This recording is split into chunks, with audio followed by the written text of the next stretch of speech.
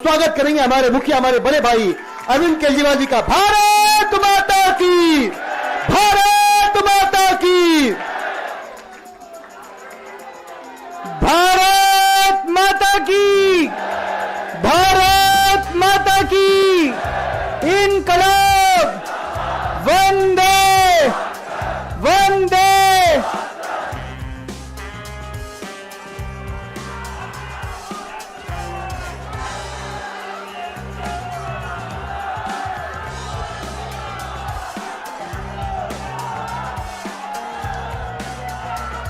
कैसे हैं आप लोग?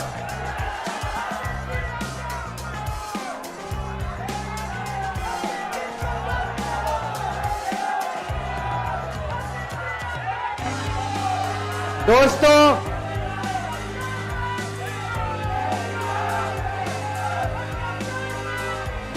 आज आप लोगों के बीच में आके बहुत अच्छा लग रहा है। और आज यहां जंतर मंतर पे पुराने दिन याद आ गए।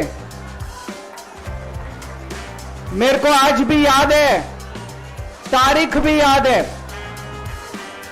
4 अप्रैल 2011 का दिन था, जब आजाद भारत का भ्रष्टाचार विरोधी सबसे बड़ा आंदोलन, अन्ना आंदोलन, यहां जंतर मंतर से शुरू हुआ था। भ्रष्टाचार के खिलाफ आजाद भारत का सबसे बड़ा आंदोलन 4 अप्रैल 2011 को जंतर मंतर से शुरू हुआ था। 1.5-2 साल, कभी जंतर मंतर, कभी मुंबई, कभी रामलीला मैदान। लेकिन उस वक्त की सरकार भी बहुत अहंकारी थी। उन्होंने हमारी बात नहीं मानी, चैलेंज करते थे, चुनाव लड़के दिखाओ, जीत के दिखाओ, चुनाव लड़के दिखाओ, जीत के दिखाओ, कहते थे ना। हम तो छोटे से लोग थे, हमें तो चुनाव लड़ना नहीं आता था। और चुनाव लड़ने के लिए पैसा चाहिए, गुंडे चाहिए, आदमी चाहिए। हमारे पास तो ना पैसा था, ना आदमी थे, ना गुंडे थे। हम चुनाव कैसे लड़ते? पर वो बार बार कहते थे चुनाव लड़के दिखाओ, चुनाव लड़के दिखाओ। हम भी चुनाव लड़ लिए और देखो, जनता ने हमको जिता दिया। पहली बार में दिल्ली में आम आदमी पार्टी की सरकार बन गई।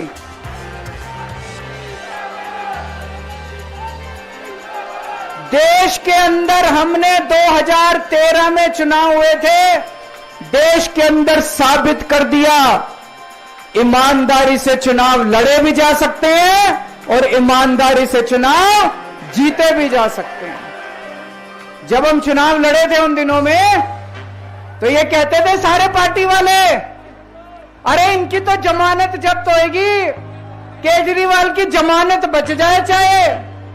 पहली बार में सरकार बन गई थी दिल्ली के अंदर, हमारी 49 दिन की सरकार। ईमानदारी से चुनाव लड़े थे हम, हमारे पास कोई पैसा नहीं था, कोई आदमी नहीं था, ईमानदारी से चुनाव लड़े थे। देश में साबित कर दिया कि ईमानदारी से चुनाव लड़े जा सकते हैं। पिछले 10 साल से दिल्ली के अंदर हम लोग सरकार चला रहे थे, ईमानदारी से सरकार चला रहे थे, ईमानदारी से पैसे सरकार के बचा रहे थे और ऐसी ऐसी सुविधाएं दी हमने जनता को जो कोई कल्पना भी नहीं कर सकता। बिजली 24 घंटे कर दी, बिजली फ्री कर दी, बिजली पानी फ्री कर दिया, महिलाओं के लिए बसों का किराया मुफ्त कर दिया, बुजुर्गों के लिए तीर्थ यात्रा कर दी, शानदार अस्पताल, मोहल्ला क्लिनिक बना दिए, लोगों का इलाज मुफ्त कर दिया, शानदार स्कूल बना दिए, लोगों की शिक्षा शानदार कर दी, बच्चों को भविष्य दे दिया। 10 साल ईमानदारी से काम किया।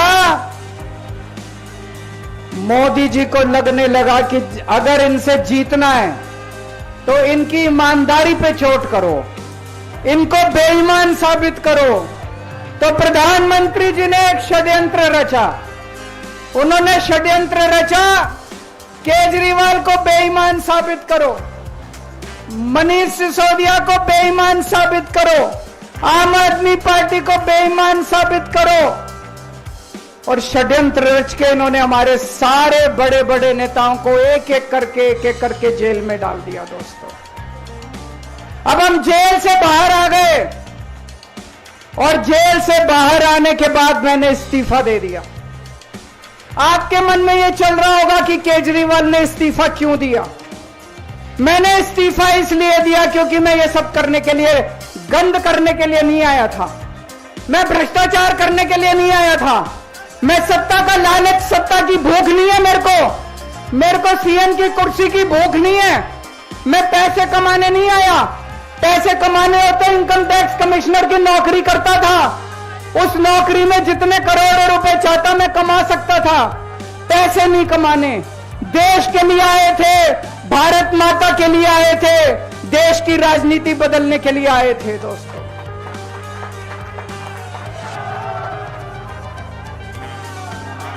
इन नेताओं को फर्क नहीं पड़ता, इन नेताओं की मोटी चमड़ी है, इनके ऊपर जितने मर्जी आरोप लग जाए, इन नेताओं को फर्क नहीं पड़ता। दोस्तों, मैं नेता नहीं हूं, मेरी मोटी चमड़ी नहीं है, मेरे को फर्क पड़ता है। मेरे पे जब ये कीचड़ फेंकते हैं बीजेपी वाले, मेरे को जब ये चोर कहते हैं, मेरे को जब ये भ्रष्टाचारी कहते हैं, मेरे को जब ये गाली देते हैं, मेरे को फर्क पड़ता है। आज मैं बहुत दुखी हूं, आज मेरी आत्मा पीड़ित है, मैं अंदर से बहुत दुखी हूं और इसीलिए मैंने इस्तीफा दिया।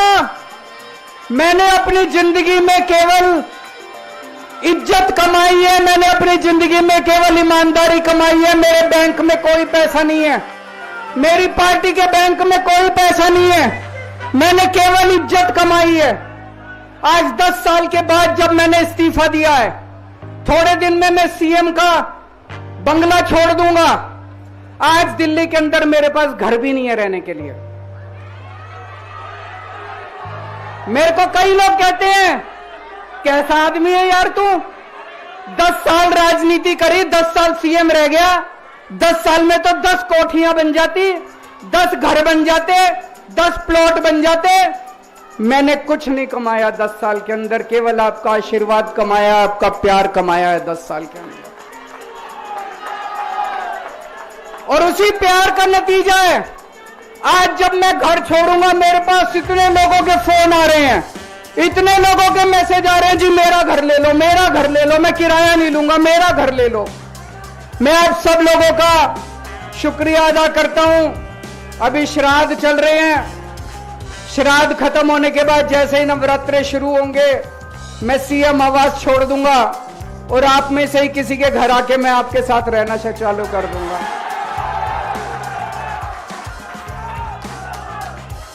इन्होंने, मोदी जी ने हमारे ऊपर सबसे कठोर कानून लगाया, इस देश का ईडी का कानून, पीएमएलए। उसमें बेल भी नहीं मिलती, उसमें बेल भी नहीं मिलती, लेकिन केस फर्जी था। मैं शुक्रिया अदा करता हूं सुप्रीम कोर्ट का, उन्होंने हम सबको बेल दे दी, क्योंकि उनको भी पता था कि केस खत्म है, केस बेकार है। उन्होंने हम सबको बेल दे दी। लेकिन जैसे मैंने कहा, मैंने केवल ईमान, जब मैं जेल से आया, मैंने मन में सोचा था, जब तक कोर्ट मेरे को बाइज्जत बरी नहीं कर देता, मैं दोबारा कुर्सी पे नहीं बैठूंगा।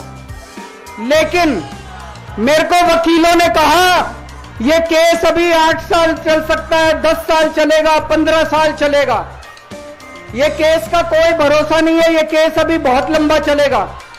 तो मैंने तय किया, मैं अपनी जनता की अदालत में जाऊंगा, जनता से पूछूंगा कि जनता मेरे को बताए कि मैं बेईमान हूं कि मैं ईमानदार हूं। मैं दाग के साथ नहीं जी सकता, दाग के साथ काम करना तो दूर की बात है, मैं इस दाग के साथ मैं जी भी नहीं सकता, मैं जिंदा भी नहीं रह सकता। मैं आपसे पूछना चाहता हूं, अगर मैं बेईमान होता, क्या मैं दिल्ली में बिजली फ्री कर सकता था? दिल्ली में बिजली फ्री करने के 3,000 करोड़ रुपए लगते हैं। अगर मैं बेईमान होता ये 3,000 करोड़ रुपए खा जाता, बिजली फ्री करने की क्या जरूरत थी? अगर मैं बेईमान होता क्या मैं महिलाओं का किराया फ्री करता? क्या जरूरत थी फ्री करने की? पैसे खा जाता सारे। अगर मैं बेईमान होता क्या आपके बच्चों के लिए स्कूल बनवाता? सारे पैसे खा जाता। अगर मैं बेईमान होता आपका इलाज मुफ्त करता? पैसे खा जाता सारे। इन लोगों की 22 राज्यों में सरकार है, 22 राज्यों में कहीं बिजली फ्री नहीं है। तो चोर कौन है? इनकी 22 राज्यों में सरकार है, कहीं महिलाओं का किराया फ्री नहीं है। तो चोर कौन है? आज आपके बीच में आया हूं, आपसे पूछने के लिए आया हूं, केजरीवाल चोर है या केजरीवाल को जेल भेजने वाले चोर हैं? जिन जिन लोगों को लगता है केजरीवाल ईमानदार है, हाथ खड़े करके बता दो जरा से। ये कैमरे वाले जरा से दिखा दो कि दिल्ली की जनता क्या सोचती है। जिन जिन लोगों को लगता है कि मोदी जी ने केजरीवाल के खिलाफ गंदा राजनीतिक षड्यंत्र रचा था, जिन जिन लोगों को लगता है कि मोदी जी ने केजरीवाल के खिलाफ बहुत बुरा षड्यंत्र रचा था, हाथ खड़े कर दो सब लोग।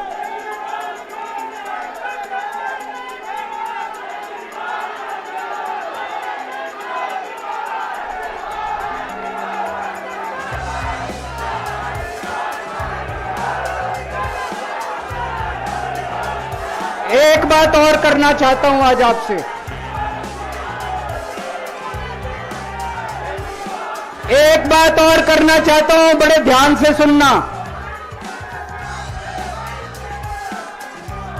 एक बात और बहुत जरूरी बात है, सारे जने बड़े ध्यान से सुनना। ये आरएसएस वाले कहते हैं हम राष्ट्रवादी हैं, आरएसएस वाले कहते हैं हम देशभक्त हैं। आज मैं पूरे सम्मान के साथ, आरएसएस के प्रमुख हैं श्री मोहन भागवत जी, मैं पूरे सम्मान के साथ मोहन भागवत जी से 5 प्रश्न पूछना चाहता हूं और आपका समर्थन चाहता हूं। अगर मैं कोई गलत प्रश्न पूछूं तो बता देना, और सही प्रश्न पूछूं तो मैं आपसे हाथ खड़ा करवा के पूछूंगा। मेरा पहला प्रश्न है मोहन भागवत जी से। जिस तरह मोदी जी देश भर में लालच देके या ईडी और सीबीआई की धमकी देके, डरा के दूसरी पार्टी के नेताओं को तोड़ रहे हैं, पार्टियां तोड़ रहे हैं, सरकारें गिरा रहे हैं, क्या यह देश के लिए सही है? मैं मोहन भागवत जी से पूछना चाहता हूं, क्या आप नहीं मानते कि यह भारतीय जनतंत्र के लिए हानिकारक है?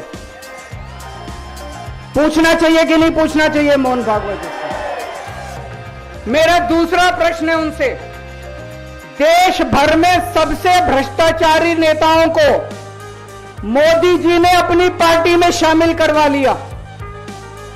जिन नेताओं को कुछ दिन पहले मोदी जी ने खुद सबसे भ्रष्टाचारी बोला, जिन नेताओं को अमित शाह जी ने खुद भ्रष्टाचारी बोला, कुछ दिन के बाद उनको बीजेपी में शामिल करा लिया। मैं मोहन भागवत जी से पूछना चाहता हूं, क्या इस प्रकार की राजनीति से आप सहमत हो? क्या आपने कभी ऐसी बीजेपी की कल्पना की थी? पूछना चाहिए कि नहीं पूछना चाहिए मोहन भागवत जी से? मेरा तीसरा प्रश्न है मोहन भागवत जी से, बीजेपी आरएसएस की कोख से पैदा हुई है कि नहीं है? कहा जाता है यह देखना आरएसएस की जिम्मेदारी है कि बीजेपी पथभ्रष्ट ना हो। मैं मोहन भागवत जी से पूछना चाहता हूं, क्या आप आज की बीजेपी के इन कदमों से सहमत हैं? क्या आपने कभी मोदी जी से यह सब ना करने के लिए बोला? मोहन भागवत जी बताएं कि क्या आपने मोदी जी को यह सब गलत हरकतें करने से रोका कभी? पूछना चाहिए नहीं पूछना चाहिए? मेरा चौथा प्रश्न है मोहन भागवत जी से। जेपी नड्डा जी ने लोकसभा चुनाव के दौरान उन्होंने कहा कि बीजेपी को अब आरएसएस की जरूरत नहीं है। आरएसएस बीजेपी की मां समान है कि नहीं है? क्या बेटा इतना बड़ा हो गया कि मां को आंखें दिखाने लग गया? क्या बेटा इतना बड़ा हो गया कि आज मां को आंखें दिखाने लग गया? जिस बेटे को पाल पोस के बड़ा किया, जिस बेटे को प्रधानमंत्री बनाया, आज वो बेटा पलट के मां को अपनी आंखें दिखा रहा है। मातृतुल्य संस्था आरएसएस, आज वो बेटा अपनी मातृतुल्य संस्था को आंखें दिखा रहा है। मैं मोहन भागवत जी से पूछना चाहता हूं, जब नड्डा जी ने ये कहा तो आपके दिल पे क्या गुजरी, आप जरा बताइए इस देश को। क्या आपको दुख नहीं हुआ? मैं आरएसएस के हर कार्यकर्ता से पूछना चाहता हूं, जब नड्डा जी ने कहा कि हमें आरएसएस की जरूरत नहीं है, क्या आरएसएस के हर कार्यकर्ता को दुख नहीं हुआ? मेरा पांचवा प्रश्न मोहन भागवत जी से मैं कहना चाहता हूं, आप ही लोगों ने मिलकर कानून बनाया था कि 75 साल के होने पे कोई भी व्यक्ति रिटायर होगा। इस कानून के तहत आडवाणी जी को रिटायर कर दिया, मुरली मनोहर जी जैसे बड़े बड़े नेताओं को रिटायर कर दिया, बीसी खंडूरी जी को रिटायर कर दिया, कलराज मिश्र को रिटायर कर दिया, शांता कुमार को और पता नहीं कितने लोगों को रिटायर कर दिया। अब अमित शाह जी कह रहे हैं कि यह नियम मोदी जी पे लागू नहीं होगा।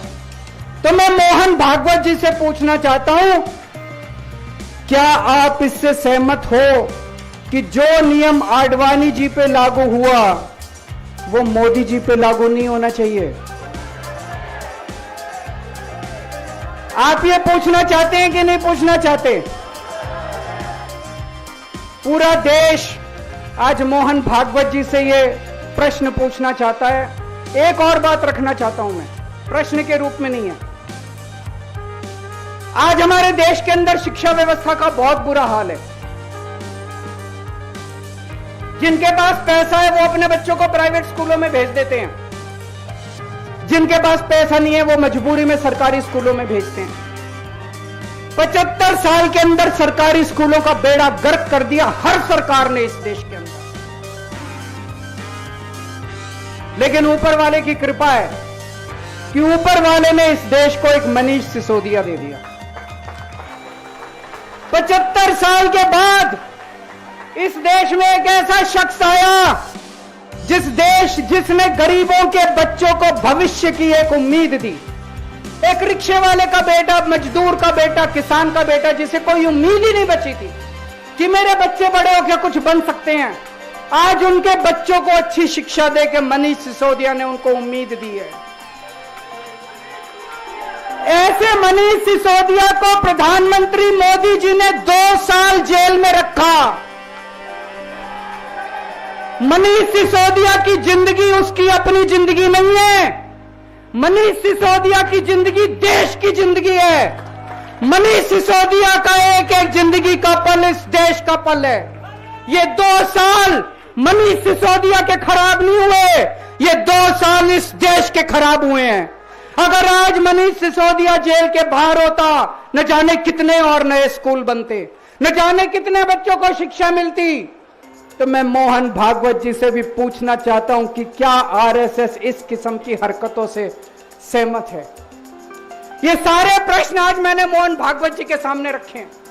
मैं उम्मीद करता हूं कि वो इन प्रश्नों के जवाब देंगे। और ये प्रश्न केवल मोहन भागवत जी के लिए नहीं है। इस देश से प्यार करने वाले हर शख्स, इस देश के हर देशभक्त को, भारत माता की पूजा करने वाले भारत माता के हर सपूत को मैं ये प्रश्न पूछना चाहता हूं, इस पे चिंतन जरूर करना। आरएसएस के हर व्यक्ति से मैं कहना चाहता हूं, आपको हो सकता है केजरीवाल पसंद ना हो, आपको हो सकता है आम आदमी पार्टी पसंद ना हो, लेकिन देश की खातिर इन मेरे उठाए गए मुद्दों पे चिंतन जरूर करना दोस्तों। ये आने वाला चुनाव मामूली चुनाव नहीं है। यह दिल्ली का आने वाला चुनाव केजरीवाल की अग्नि परीक्षा है। अगर आपको लगता है केजरीवाल ईमानदार है तो केजरीवाल को वोट देना। अगर आपको लगता है केजरीवाल बेईमान है, मुझे कतई वोट मत देना। ये जो झाड़ू है ना, ये जो झाड़ू है, ये झाड़ू अब चुनाव चिन्ह नहीं है। ये झाड़ू चुनाव चिन्ह नहीं है आम आदमी पार्टी का। ये झाड़ू आस्था का प्रतीक है। जब एक आदमी वोट डालने जाता है और झाड़ू का बटन दबाता है तो अपनी आंख बंद करके पहले भगवान का नाम लेता है। झाड़ू का बटन दबाता है तो वो मन में सोचता है कि मैं ईमानदारी का बटन दबा रहा हूं। झाड़ू का बटन दबाता है तो वो ये सोचता है कि मैं एक ईमानदार सरकार बनाने का बटन दबा रहा हूं।